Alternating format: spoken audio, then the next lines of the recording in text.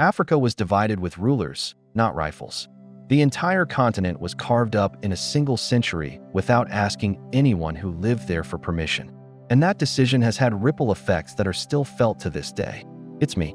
This is my channel. And today we're going to talk about how Europe redrew an entire continent without asking anyone for permission.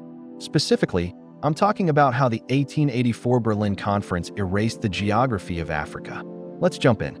The year is 1884 and Europe is in a meeting. Technically, it's called the Berlin Conference, and 14 of the most powerful people on Earth are gathered in one room to decide how to divide up an entire continent. Now, to be clear, none of the people they're dividing up live in Berlin. In fact, none of the people they're dividing up live anywhere near Berlin. They're talking about Africa, an entire continent full of hundreds of millions of people. But not a single person from Africa is in that room. And all the decisions being made are going to have devastating consequences that will last for decades. Now let's move to our second scene. Same year, same time period. A group of African men sit around a fire at night, sharing stories and enjoying each other's company. There's a couple villages nearby, but they are small and tight-knit, and the vast majority of the people they know live days away along trade routes that snake through the continent. Right now, these trade routes are their lifeline to the world. They bring food, tools, clothes, everything needed to survive.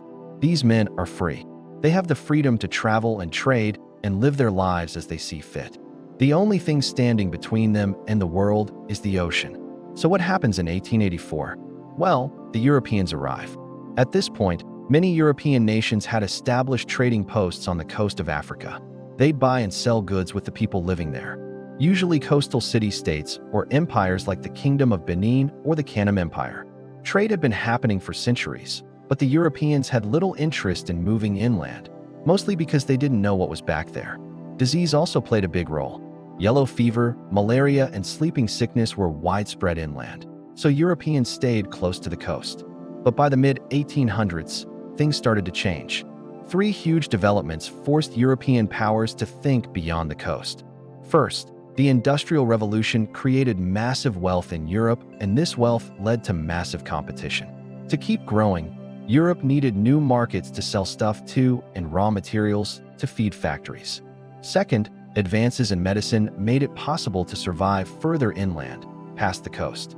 Finally, explorers were venturing deep into the continent, uncovering huge stretches of land with incredible resources, including gold, diamonds, rubber, and most importantly, people to extract those resources.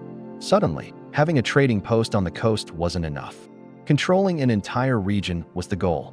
Now, while the race to acquire territory had begun earlier, the Berlin Conference was meant to set rules on how to fairly divide the spoils.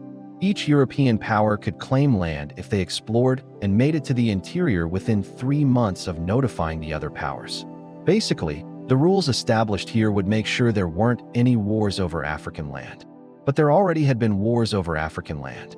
European powers fought against each other in South Africa and over islands in the Indian Ocean. But that violence was nothing compared to what was coming. By drawing borders on a map, they decided which groups of people would belong to which colonies.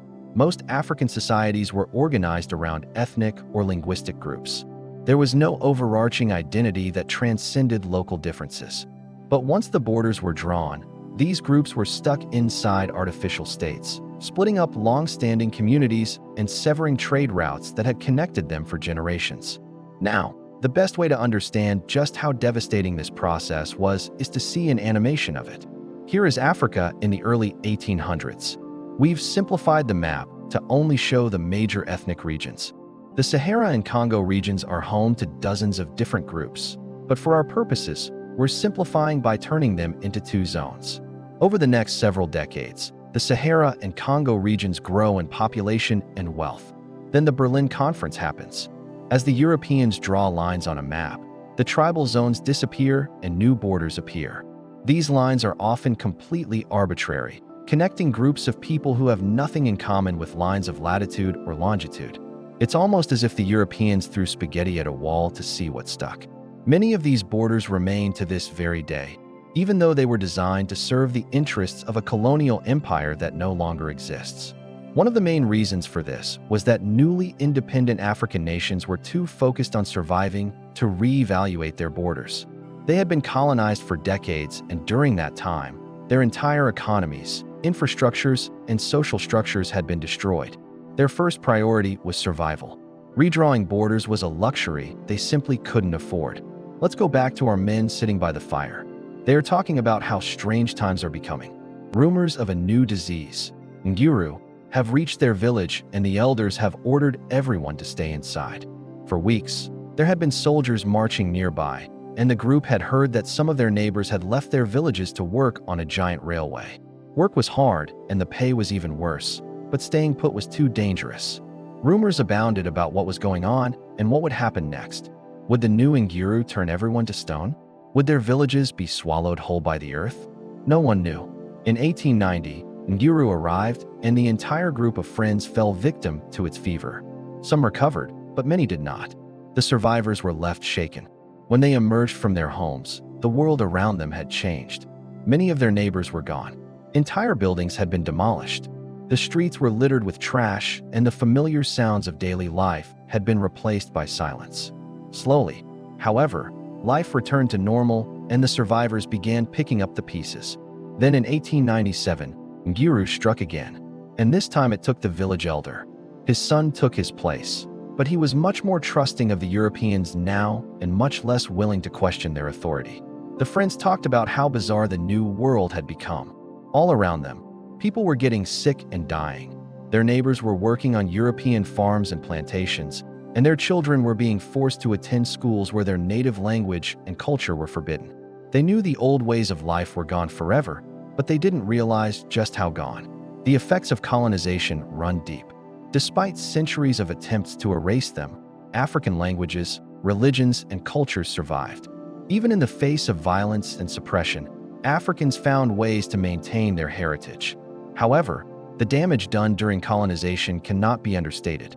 The artificial borders created during the Berlin Conference led to the creation of countries whose populations had little in common other than their oppressors.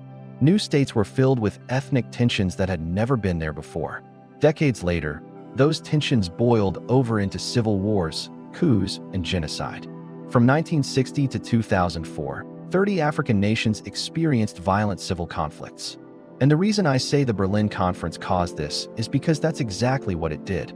As a result of the conference, entire ethnic groups were placed under the control of foreign governments. Those governments had no interest in maintaining the infrastructure or institutions that had been built up over generations. During the scramble for Africa, Europeans justified their conquest by arguing that they were bringing order to a chaotic continent. But in reality, they were carving up an already existing geopolitical reality to suit their own needs. What they didn't anticipate was that the people who had been living in that reality for generations would fight tooth and nail to get it back. If you want to better understand global politics, follow along for more information. Africa was sliced like a pie. Subscribe to help piece it back together.